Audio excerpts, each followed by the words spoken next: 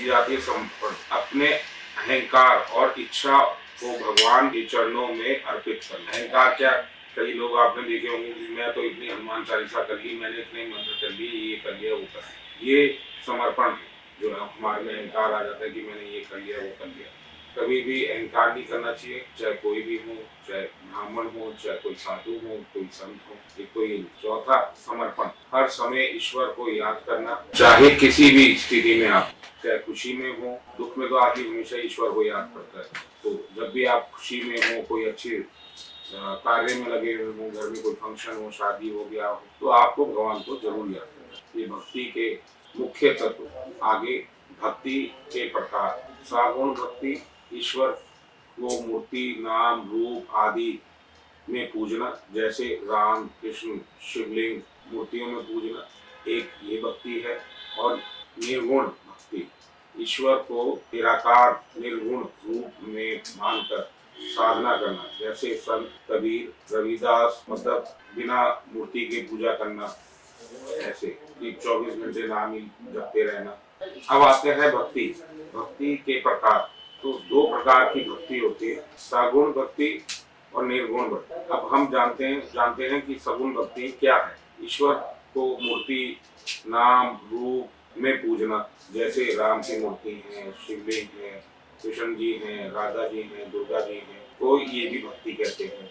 और निर्गुण भक्ति में ईश्वर का निराकार निर्गुण रूप मानकर साधना करना, जैसे कि आपने सोच लिया कि कोई शक्ति है या आकाश है, उसमें कोई देवता है या कुछ भी, तो ऐसे भक्ति करना। जैसे कबीर, रविदास, प्रसिद्ध भक्त जैसे निर्गुण में जो आते थे, मीराबाई, तुलसीदास, सूरदास, कबीर दास, चैतन्य महाप्रभु आदि अनेक भक्तों को जन जन तक पहुँचाया। आत्मा और परमात्मा के बीच का एक प्रेम पूर्ण संबंध है, जिसमें मनुष्य अपने सारे अहंकार, स्वार्थ और वासनाओं को त्याग कर ईश्वर की लीन हो जाए। जैसे कि आप कोई पूजा कर रहे हैं, कोई भक्ति कर रहे हैं, तो उससे जिसकी देवी देवता जिनकी भी आराधना कर रहे हैं, तो एकदम ऐसे आंखें बंद करके, अब ये चीजें तो मैं आपको और क्या बताऊंगा। तो आपकी जो पूजा है, अगर आपने एक माला कर रहे हो, तो वो एक माला भी आपकी लगेगी एकदम प्रेम से, आत्मा से शुद्ध से। इसलिए कहते हैं शुद्धता से रहना चाहिए।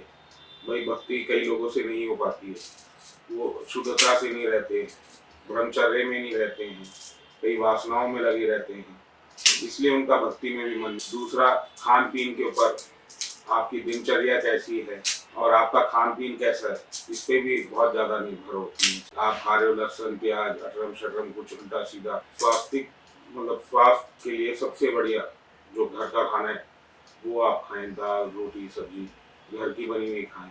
तो इससे मन के भाव भी चेंज होते हैं। और वासनाएं ये है कि ब्रह्मचर्य का पालन करें जितना हो सके। स्वार्थ ये है कि भक्ति के अंदर भगवान मैं ये चढ़ा रहा हूँ तो मेरे को वही 12वीं में पास कर दो, या मैं इतनी माला चढ़ा रहा हूँ, या मैं आपके यहाँ इतनी बार आ रहा हूँ, और ये है वो है। स्वार्थ ये हो गया। अहंकार ये हो गया कि मैं तो जी आपकी 11 माला रोज की करूंगा, और ये है वो है। और लोगों में प्रचार करना कि कभी भी अपनी पूजा पाठ, भोजन और ये सारी चीजें एकांत में, अहंकार में नहीं होती कि मैं तो 11 माला भी कर रहा हूँ, मैं अभी 2 घंटे और ये वो, ऐसे नहीं करना चाहिए। चाहे कोई भी व्यक्ति, तो चाहे गृहस्थ हो, चाहे सन्यासी हो, चाहे ब्राह्मण हो, कोई भी हो, ऐसा नहीं करना। नमस्कार।